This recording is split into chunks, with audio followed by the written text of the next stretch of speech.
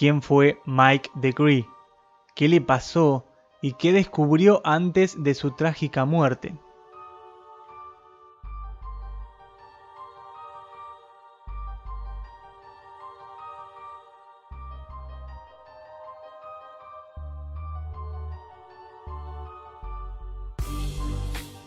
Mike Degree realizaba documentales y se especializaba en cinematografía submarina, muy cercano a James Cameron, realizando entre otros Life in the Freezer, Trials of Life y The Blue Planet. En este último documental, producido por la BBC, tuvo una experiencia sorprendente. Mientras estaban filmando bajo el océano en el Golfo de México, aproximadamente a unos 4.000 metros de profundidad, pudo observar una especie de lago bajo el mar.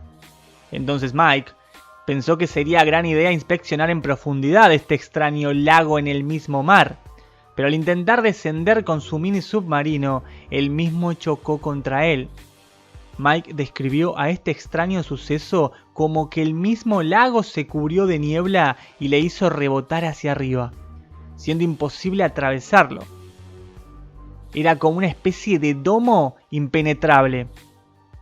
Luego también describió en el documental cómo al rebotar se creó una especie de ola o de oleaje que se expandía hacia donde podía ver.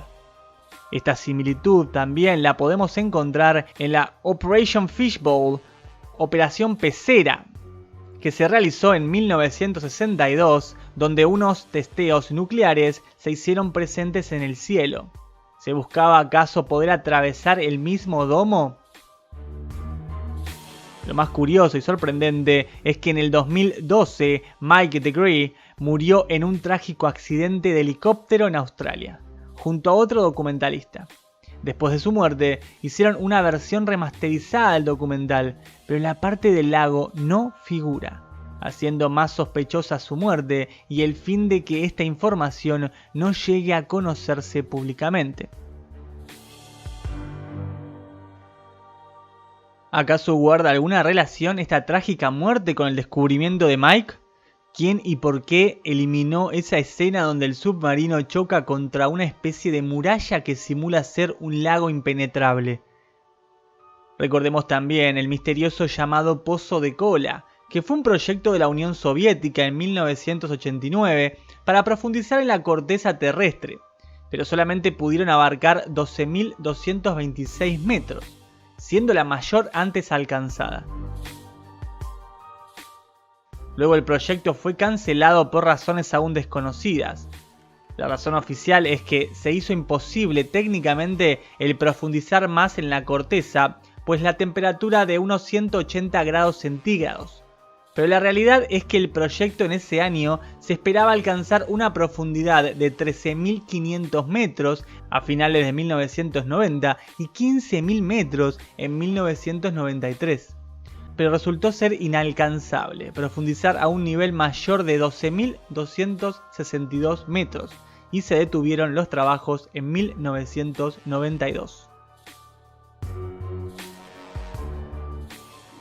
La Operación Dominic fue una serie de pruebas nucleares realizadas por los Estados Unidos entre 1962 y 1963. Una de las más famosas fue Starfish Prime, una prueba exoatmosférica que produjo una aurora artificial. Otro curioso nombre para una prueba en los cielos, Starfish, estrella de mar. Operación Fishbowl, pecera.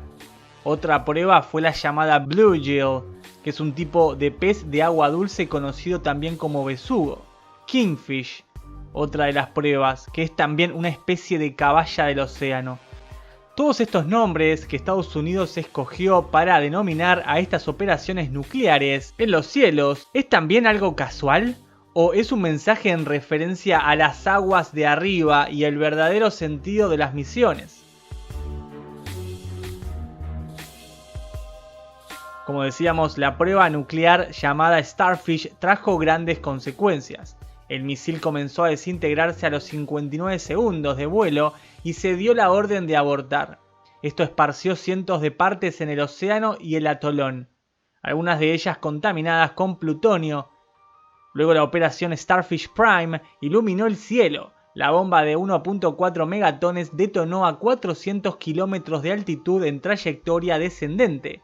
Estas operaciones desencadenarían en el Tratado de Prohibición Parcial de Ensayos Nucleares, que entró en vigencia en 1963. Es un tratado en el que se prohíben las pruebas de detonaciones de armas nucleares, con la excepción de realizarlas bajo tierra. ¿Será acaso que no pudieron romper dicha barrera de los cielos?